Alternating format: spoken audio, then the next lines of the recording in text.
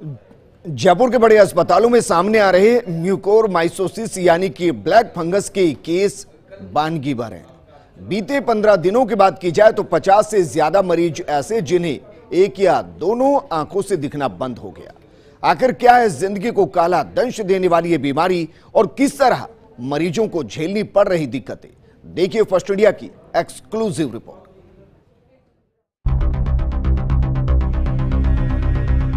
Corona और black fungus ने आमजन में काफी डर पैदा कर दिया है, लेकिन सबसे पहले आपको ये पता होना चाहिए कि आखिर ब्लैक फंगस होता क्या है।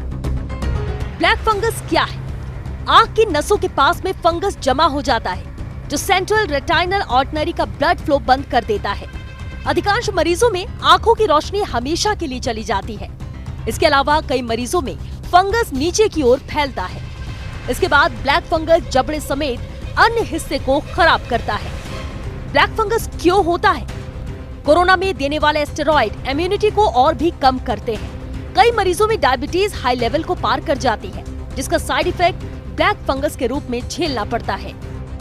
ब्लैक फंगस के लक्षण। ब्लैक फंगस के कारण नाक खुश्क हो जाती है, नाक की परत अंदर से सूखने लगती है और सुन्न हो जाती है। चेहरे और तलवे की त्वचा सुन्न हो जाती है, चेहरे पर सूजन आती है और दांत भी ढीले पड़ते हैं। ब्लैक फंगस के मरीजों का इलाज। फंगस या इन्फेक्शन को रोकने के लिए एकमात्र इंजेक्शन लाइपोसोमल एन्फोटेरेसिन बी इंजेक्शन की कीमत 5,000 रुपए। एक मरीज को इस तरह के 6 इंजेक्शन लगाने होते हैं। इन्फेक्शन ज्यादा होने पर ऑपरेशन करना पड़ता है। नाक आंख के बीच के गले हुए हिस्से को निकाला जाता है। 7 से 8 दिन में ही इलाज ना हो और फंगस ना निकाला जाए तो ब्लैक फंगस का इन्फेक्शन ब्रेन तक फैलना तय है। इसके बाद व्यक्ति को बचा पाना लगभग नामुमकिन है।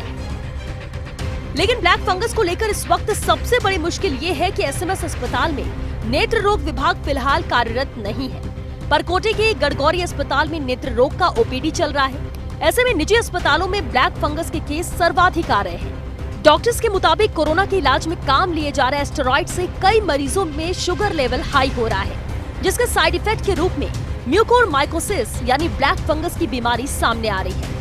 चिंता की बात यह है कि इन्फेक्शन रोकने के लिए एकमात्र इंजेक्शन की भी किल्लत है। हालांकि औषधि नियंत्रक संगठन ने टीमें बनाकर स्टॉक की मॉनिटरिंग शुरू कर दी है। इसके अलावा डायबिटीज रोगियों को कोरोना के इलाज के लिए स्पेशलिस्ट भी डॉक्टर्स की सलाह पर ही स्टेरॉइड लेने की सलाह देते हैं।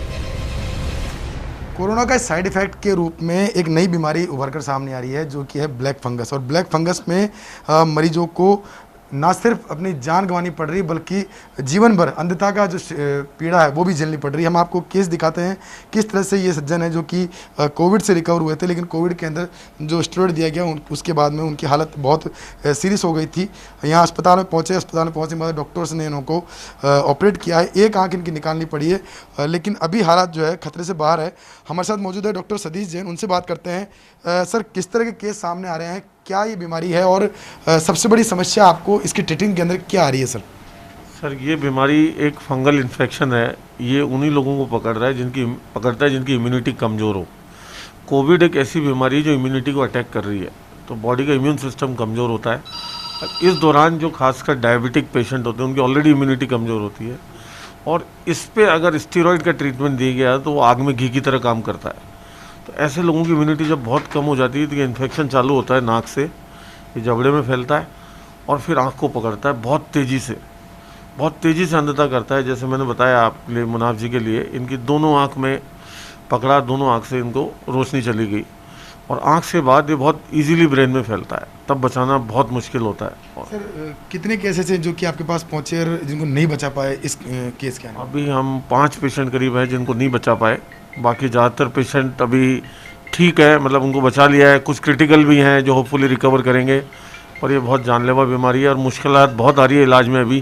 क्योंकि पहली बात तो ये कि सिम्टम्स कैसे पता चल रहा है इस चीज़ की, दूसरी बात ये कि लोग प्रथम दृष्टया इसमें क्या करें?